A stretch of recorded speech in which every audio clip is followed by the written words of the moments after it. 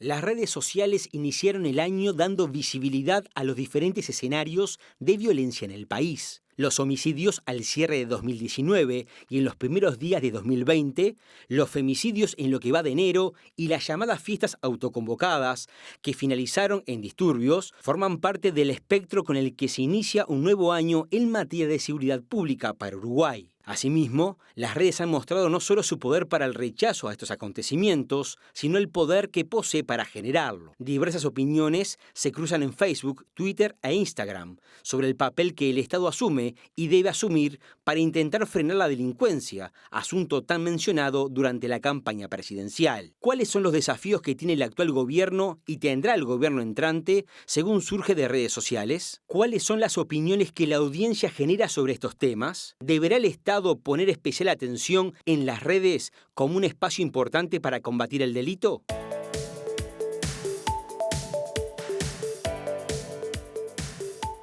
Iván Ávila, de Night Stream, es quien hoy va a estar desarrollando esta columna. Iván, bienvenido y Muchas feliz gracias. año porque no te veíamos desde diciembre. Sí, así es. Feliz año. Muchísimas gracias nuevamente por la invitación. ¿Qué decir para arrancar? Un año que inició movido en redes sociales y que el tema de la seguridad marcó ciertos hitos comunicacionales.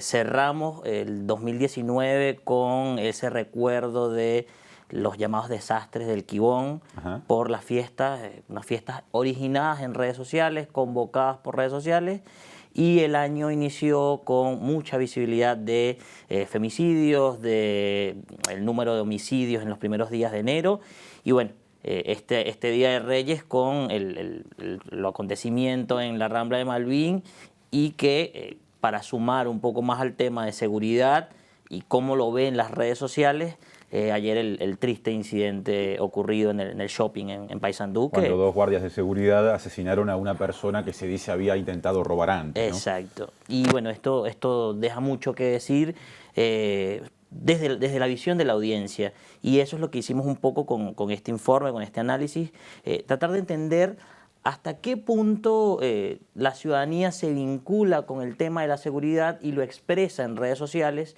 y qué plantea, qué dice, cómo se maneja con estos temas. Y a partir de esto, bueno, elaboramos allí 2 placas para el día de hoy que están bastante cargadas de información y que desarrollamos en otro informe mucho más completo que esbozamos en nuestras redes sociales. Estamos viendo allí el contenido, por lo menos algunos datos. Sí, puntual. A ver, ¿es un tema que le importa a la ciudadanía? Sí, sin duda. Se generaron alrededor de la fiesta, de lo ocurrido en Malvin, poco más de 10 notas de prensa, y esas notas de prensa generaron más de 12.000 interacciones en redes sociales. Y acá te da un poco lo que es el ADN y el tipo de audiencia que se enfrenta a estos contenidos, ¿no?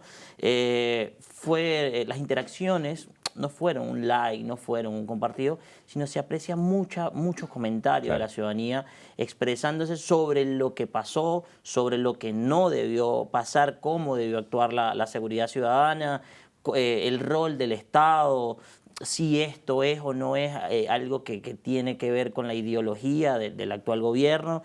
Y bueno, y tuvo sus repercusiones además en Twitter, que es por excelencia la red donde se aprecia más contenido detractor para diferentes temas, y en Instagram también se generó contenido sobre ese tema con algunas particularidades importantes.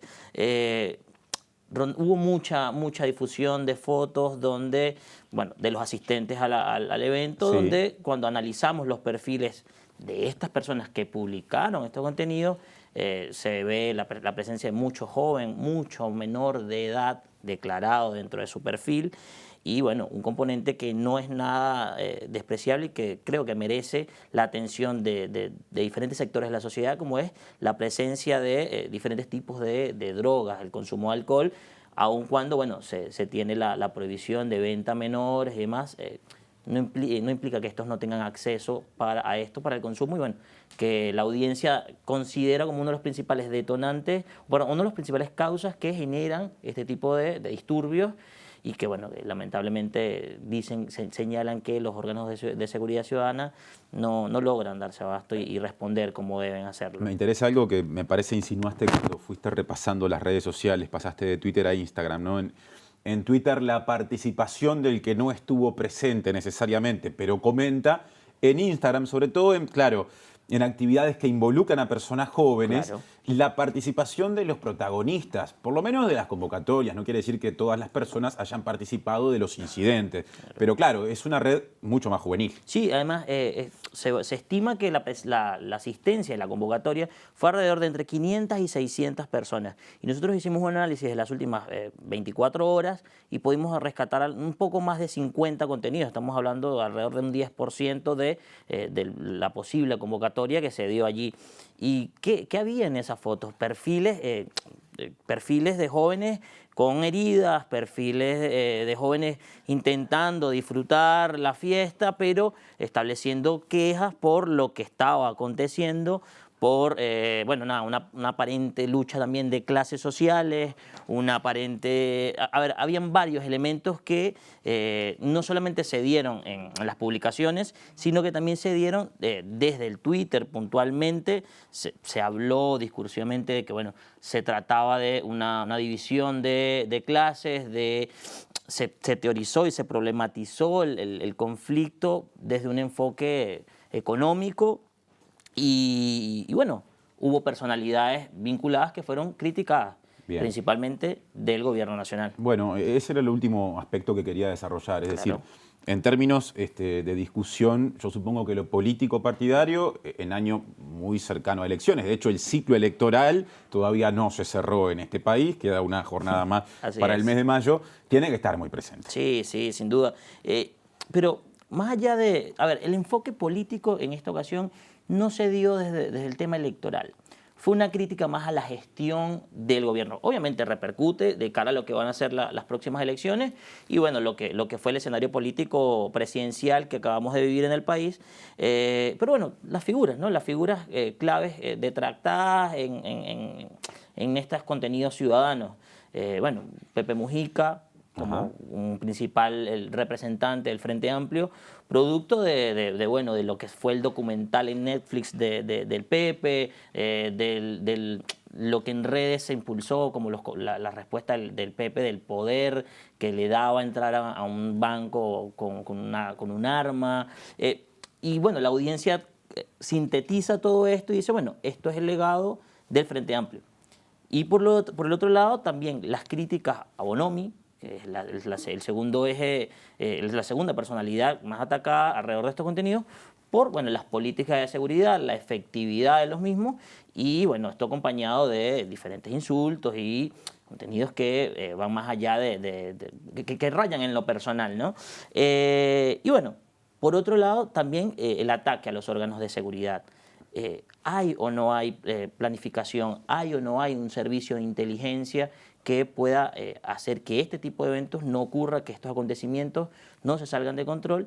Y bueno, allí es donde vemos el poder de las redes sociales, ¿no? Una convocatoria, una fiesta que aparentemente se inició desde WhatsApp, tiene hoy por hoy los órganos de seguridad la inteligencia necesaria para atacar esto, para abordarlo.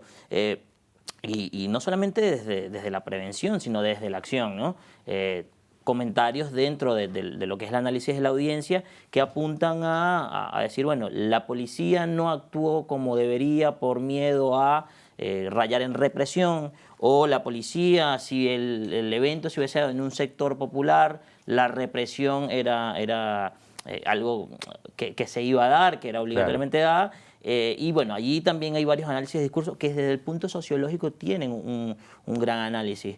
Cómo la pobreza, cómo la sectorización de la ciudad de Montevideo juega un papel, ¿no? Cómo la pobreza se estigmatiza, el ser pobre es malo, se asocia al delito, y allí en ese discurso se dieron debates interesantes sobre los grupos, ¿no? Los llamados chetos contra los planchas. Bueno, y ahí yo agrego una cosa que me parece fundamental de las últimas horas. Ese es el discurso, me parece que más fuerte, de quienes cuestionan el accionar de los guardias de seguridad que asesinaron asfixiando a alguien que se dice venía de un origen pobre y había sido privado de libertad en Paysandú, en el Mac Shopping, hace muy poquitas horas. Sí, claro, son elementos interesantes de análisis, no solamente para el ejercicio de la seguridad ciudadana, sino para la planificación de las diferentes políticas públicas.